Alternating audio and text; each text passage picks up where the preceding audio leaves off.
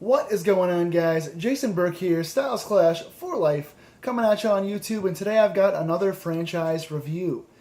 First of all, happy Friday the 13th, guys. I hope you're all enjoying Jason Voorhees movies today. As I film this, it is Friday the 13th, and I am not wearing my traditional one of my many Jason shirts. I'm still rocking the Troy Polamalu for my Steelers this playoff weekend. But in honor of Friday the 13th, I thought that I should put a few of my collectibles for Jason in this video. My Friday the 13th cup in honor of Jason today. My little bloody variant pocket pop, my horror block, Jason plushies with me, and this was a Christmas gift this year from a friend of mine, a Jason Voorhees snow globe where he's about to stab the girl in the snow globe at Crystal Lake and you shake it and stuff. Oh my, it's amazing. It's a NECA original. It's amazing. Best gift I got this year for Christmas. Just amazing. But got a few of my Jason things here. In honor of this special day for us horror fans. And I have done two previous franchise reviews already. I ranked and reviewed all the Friday the 13th movies and talked about each one and gave my rankings for those, as well as all the Halloween movies in the two previous franchise reviews videos. So go back and check those out on my channel as well. If you guys want feedback on the Friday the 13th films for this day and for Halloween, go back and check those out. Today I'm covering one of my favorite all-time slasher franchises, and probably, in my opinion, the most underrated one of all time that doesn't really get any press. We're talking about my second favorite movie of all time, and its sequels after it, the Psycho series. I think this overall, there's 4 original Psycho films, and then there's the remake, so there's 5 total in this. And the 4 originals are excellent. All 4 of them are very, very good. They're all consistent. They're all canon to the story. And there's really no letdowns in the series, where some of the longer ones, like the Jasons and Michaels, have their lesser valued ones, the more comedic versions. This series stayed true to the Bates character and tracked his story the entire time. And just all 4 originals were consistently very, very good. I rewatch them all the time, and they hold up very, very well. And I think because there's only 4, and because the sequels were spread out so far from the original, that it doesn't get talked about as a dominant horror franchise very often. But the Bates character is a great slasher, and these movies held up so well as a franchise. So I'm surprised this doesn't get more love, because the consistency and the quality of the 4 original films are amazing. So what I will do now is rank and review all 5 horror films, the 4 originals, and the remake, and rank them backwards from 5 to 1, worst to first, so to speak. And again, if you guys haven't seen the originals, please do so. Starting off with number 5, so my least favorite of the 5 Psycho films ever made, by far, was the remake. This remake was trash. No offense to the people that made it, I'm sure they tried hard, but oh my god, this in my opinion is probably the worst remake in major horror movie history. I hated everything about this. It was a shot-for-shot remake, essentially. Everything was the same. So we basically had the same retread of the movie we already had from the 60s, without Hitchcock's style and originality, and without Anthony Perkins. So all the things that made the original good, it was the same film, but a boring retread drama-free movie. Vince Vaughn was just terrible as Norman Bates. Anthony Perkins was just so good in that role that replacing him, just nobody would have done the job. But Vince Vaughn was just emotionless and cold and didn't really have any sort of emotion. Didn't show either side of his character, the crazy side or the vulnerable side. And again, the Hitchcock style was replaced here. And the remake was just the same as the original movie. So nothing about this worked for me. I thought this was totally terrible. I'd give this like a 2 out of 10. 2 out of 10 maybe, being generous. Just because the movie is similar, I guess. So 2 out of 10. Hated it. Now to the 4 good movies. All 4 of the original ones are very, very good. My 4th favorite going upward now is Psycho 3. This one is the weakest of the original 4, but still very good. Like I said, you can't go wrong in any of these 4. They're all very, very good movies. 2 and 3 were like my childhood. I had seen Psycho 1 later on after the fact, but I had seen 2 and 3 first. I think I saw them on like USA Up All Night, and I heard that Psycho was good. I'd never seen them, so I recorded them when I was like 7 or 8 years old off TV onto VHS tape from USA Up All Night, and I watched 2 and 3 over and over again until I wore the tape out and converted them to DVD, and I still watch them. And I just got actual DVD copies of them recently and rewatched them again on full quality, uncut, and they're amazing. They hold up so well. Having the Duke character, having Bates be fully insane after killing his new mother, so to speak, at the end of the second one, picking up right where 2 left off. Having Anthony Perkins directed this one himself, which was great. He did a good job with the character. Having the girl in the hotel, or the girl come to the hotel from the monastery. She was like a nun, and she was renouncing God and having a hard time with her life and thinking angels were saving her. Having Bates having the psychosexual character go after her, and having the character remind her of Marion Crane from the first one, having the same initials, MC, playing back into Bates' psyche, having him, like I said, be fully crazy. This was a really fun movie. The college kids partying for the football game next door at the hotel was great. I just love the way this went. This didn't drag on at all. All the extra footage was really well done. Bates directing, you could tell he took his character seriously. Really showed that crazier side and more edge in this movie. I enjoyed the kills, and I loved all the callbacks to the first one. Having her in the car, having the crisis of faith, just like the first character did in the first movie. Lots of callbacks to Hitchcock's original, and I just loved this. So I'll give this one a 7 out of 10. Then we have the number 3 entry in the series. This is Psycho 4. People didn't like Psycho 4 because people tend to not like whenever a character gets delved too deeply into. Whenever you replace the motive with the character being just crazy and starting to show his backstory, people don't tend to like that. They kind of get angry about showing the motives too much of our killers. I actually enjoy it. I'm one of the ones that likes the backstory and likes to get into the psyche and likes all the psychological filler in there to show you why the character is crazy. So I actually enjoyed this. This was, I think, 1990. This was like 30 years after the original. This was the last original movie of the series.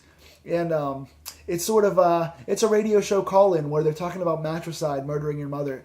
And Bates, now being fully grown, finally out of jail for the final time, he calls into the radio show and talks about his experiences and relives his experiences of killing his mother and what led up to it. And Olivia Hussey plays the mother and does a great job. And they're building up to Bates having to kill again. And you got to figure out who he's trying to kill and why. And it winds up being revealed that, again, spoilers, he's trying to kill his wife because she got pregnant without his permission. And he's afraid that his seed needs to be killed. And if it carries on, his child will wind up being crazy like him and his mother were. So, really good career trajectory. Got good following up of the characters. Bates being a fully grown adult. Showing that fear in his face. Going back to when he was a kid, showing all the sexual tension with his mother and all the sexual hang-ups she had to make him crazy. Bringing a new guy into her life. Freaking out when he had girls around. Just showing all the backstory. Brilliantly played by Olivia Hussey as the mother. Really delving into Bates' childhood, showing the fear, showing the steady decline of his mental sanity, showing how crazy she was. I really enjoyed this. And I enjoyed seeing Bates, at the end, burn the house down and finally be free of all the torment that has held him captive for all those years. Seeing him finally be able to go on now, have a child with his wife, find love and be no longer crazy and finally heal after 30 years. And seeing the rocking chair still rocking at the end, still being there, is a great finish as well. Then we have now the final 2. And again, you guys can sort of guess where I'm going with this. My number 2 favorite all time, my second favorite Psycho movie, is the second Psycho movie. This was, Psycho 2 was made, I think in 84, 86, something like that. But it was like 24, 25, 26 years after the original was shot with Hitchcock. But it follows up so well. Usually when a new director takes over after Hitchcock of all people, they would usually send a series like this downward spiraling into some really bad sequels, but they didn't. This held up so well. The psychology of this story and the storytelling here was brilliant, and the pacing is a slow burn, but it's really good. I mean, it's an hour and 50 minutes. It's pretty much the same length as the original Psycho, but it really goes fast. And the story is, Bates is finally declared mentally sane and released from prison after 20-something years. And the story is, the sister from the first movie comes back for revenge. She realizes that Bates shouldn't be let out. She's mad about him killing her sister in the first one.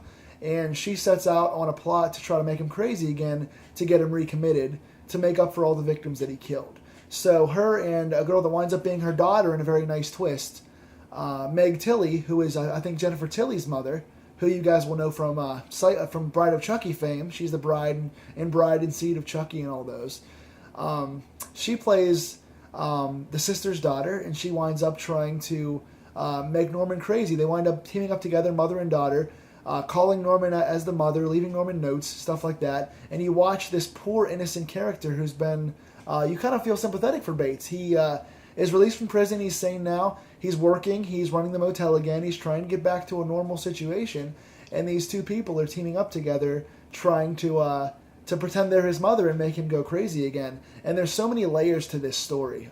You're watching Bates, Anthony Perkins, at his finest here, just go from the nice, innocent guy back into that crazy character by the end. The hour and 45 minutes or 50 minutes, watching him descend and feeling bad for him, watching him try to get back to a normal life and just falling back into that crazy character.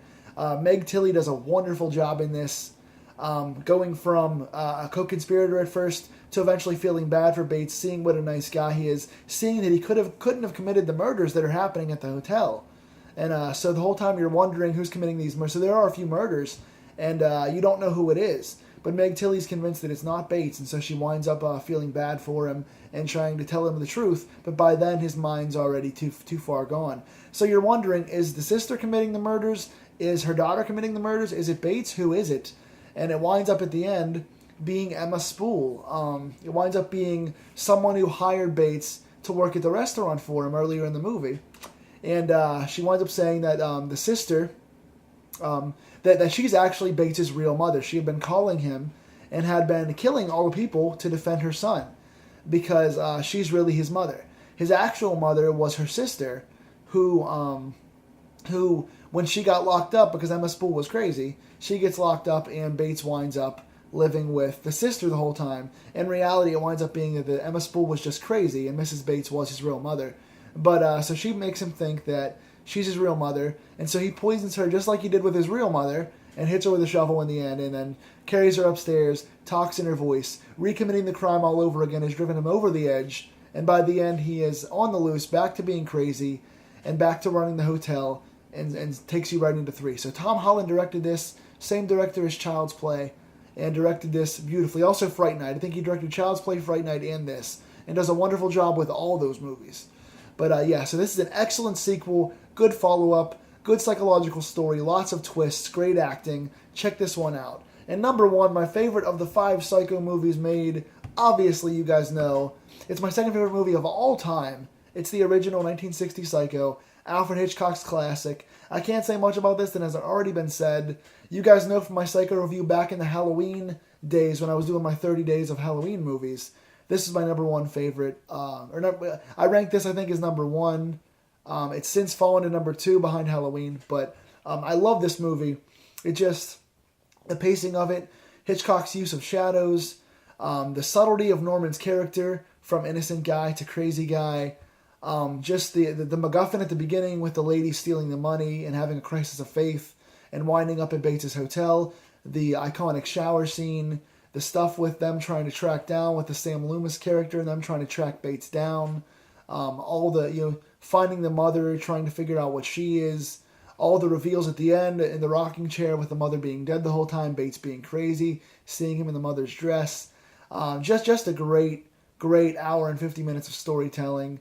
Hitchcock does a wonderful job. Perkins does a wonderful job. It's iconic. It's one of the top 3 horror movies of all time that you'll have to see. If anyone's studying horror, studying directing, or studying storytelling, you've got to see this movie. It is a masterclass of horror. So, I didn't give my ratings for the other ones. So, I gave the remake a 2 out of 10. I gave Psycho 3 a 7 out of 10. Psycho 4, I'm giving a 7 out of 10. Psycho 2, I'm giving an 8 out of 10. And the original Psycho, my number 1 favorite Psycho of all time, I'm giving a 10 out of 10. I was thinking about going 9.5, but I'm going 10 out of 10. The movie is a perfect mashup of horror and storytelling. You've got to see it. So, what do you guys think of my rankings? Tell me in the comments down below.